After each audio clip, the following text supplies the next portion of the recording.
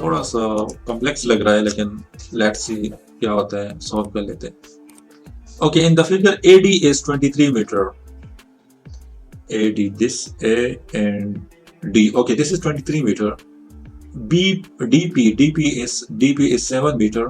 BR BR is 13.5 meter. If B is directly above R, okay, find the area of the shaded region. तो इसका area हमने find करना है। Trapezium का is it trapezium? मुझे तो नजर नहीं आ रहा। सॉरी, ट्रेपीजियम नहीं है ये, क्योंकि ट्रेपीजियम होता है वो कुछ इस तरह का होता है, ये पैरेलल साइड्स हो जाते हैं, जिस तरह वो गाड़ी नहीं होती इस तरह का होगा। ये आपका एच हो जाएगा, इस तरह का होता है। एक तो आपको यहाँ पे ये रेक्टेंगल है, आई थिंक रेक्टेंगल है, तो बाकी कुछ नजर आ रहे हैं आपको इसमें? दोनों ट्रायंगल्स हैं या ट्रायंगल्स भी हैं यहाँ पे? दो नहीं है, मुझे तो 4 नजर आ रहे हैं, 4 ट्रायंगल्स हैं इसमें। एक आपका ट्रायंगल ये हो गया,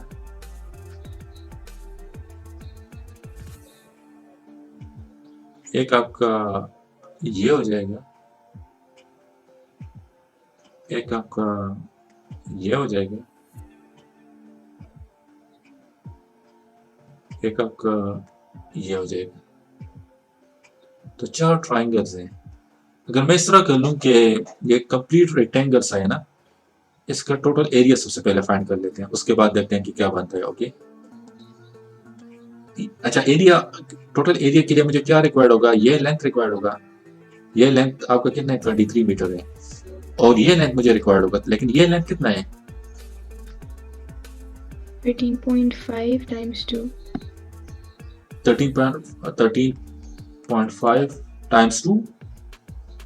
यस, टाइम्स 2 आपने क्यों करना है? क्योंकि आर तो उन्होंने मुझे नहीं बताया कि आर आपका मिड पॉइंट पे है, उन्होंने आर को मुझे ये नहीं इंफॉर्मेशन नहीं दी।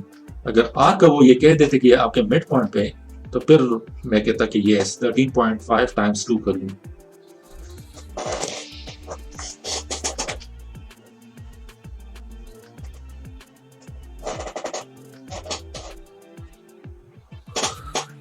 तो क्या करना होगा यहाँ पे? 13.5 और ए आर कितना है?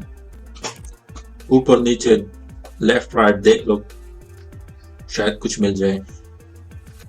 7 मीटर। या 7 मीटर, गुड, क्योंकि वो भी पैरेलल है ना। अगर ये लेंथ आपका 7 मीटर है तो इट मींस कि ये लेंथ भी 7 मीटर है। So 13.5 plus 7, so this will be 20.5, right? Yes, so 20। अच्छा, तो अब मुझे एरिया फाइंड करना है, तो एरिया के लिए ये पूरा एरिया मुझे फाइंड करना है। सबसे पहले मैं इसको फाइंड कर लेता हूँ। तो ये 23 times 20.5,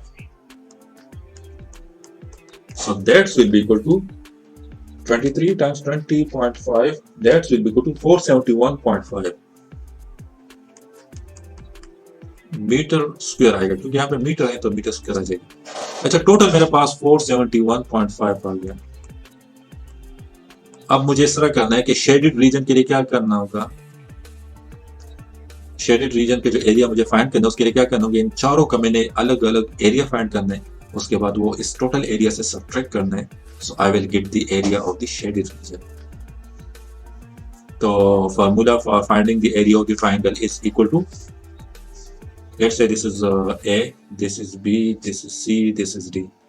So that will be minus A minus B minus C minus D हो जाएगा। तो that is area of the shaded region। तो A का फाइंड कर लेते हैं। तो हमारे पास फार्मूला क्या है? Area of the triangle formula क्या है? अभी मैंने 2 मिनट्स पहले डिस्कस कर लिया। ये यस, half base height, या half base height, base is 20.5 no no no no 20.5 no, this is, ये ट्रायंगल ए का बेस क्या है? ए का बेस क्या है यहाँ पे? 7 मीटर। 7 मीटर। हाइट क्या है ए का?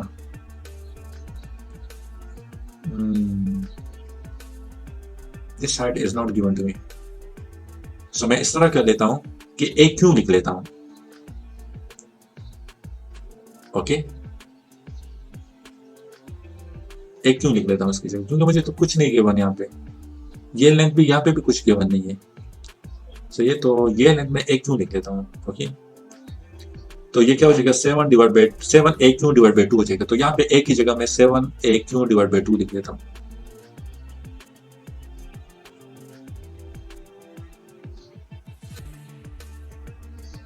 अब बी को फाइंड कर लेते हैं। बी में भी हाफ आएगा और बी में ये 13.5 है और ये भी मुझे गिवन नहीं है, तो मैं इस तरह कर लेता हूँ बी एस लिख लेता हूँ इसकी जगह।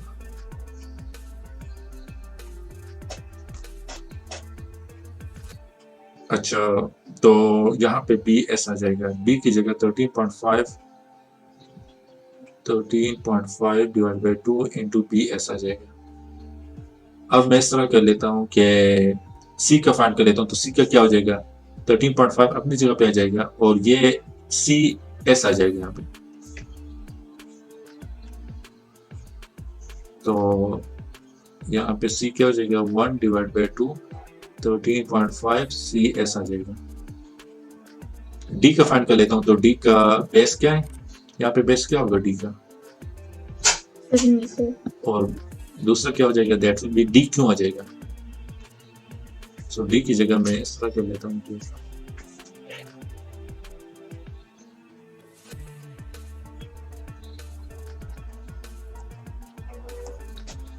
अब इस तरह कर लेते हैं कि शेडेड रीजन के क्या हो जाएगा that is equal to 471.5 minus 7 divided by 2 AQ and here I also have 7 divided by 2 DQ है। तो मैं इस तरह कर लेता हूँ कि -7 divided by 2 AQ, इसको उस साइड पे ले आता हूँ तो ये भी 1 divided by 2 7 divided by 2 हो जाएगा और DQ हो जाएगा।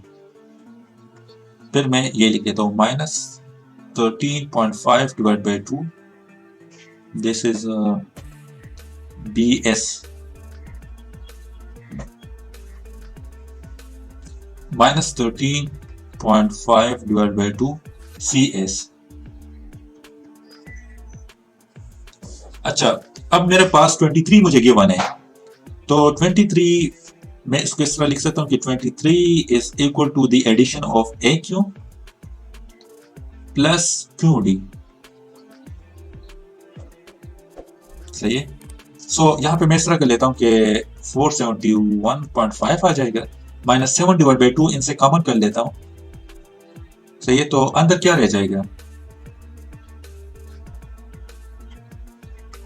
ये वैसे मैंने सही किया है, अंदर प्लस डाले हैं, ये मैंने सही किया है या गलत किए हैं रानिया? सही किए हैं। क्यों सही किए हैं, क्योंकि अगर आप इसको दोबारा मल्टीप्लाई कर लो -7 डिवाइड बाई 2 को तो इससे वही आएगा। Okay, minus plus minus minus plus minus आएगा। इसी तरह यहाँ पे भी मैं -13.5 डिवाइड बाई 2 को कॉमन कर लेता हूँ तो यहाँ पे B S plus C S आ जाएगा। अच्छा, A Q plus Q D, A Q plus Q D यहाँ पे दैट इज 23, तो इसकी जगह मैं 23 लिख लेता हूँ।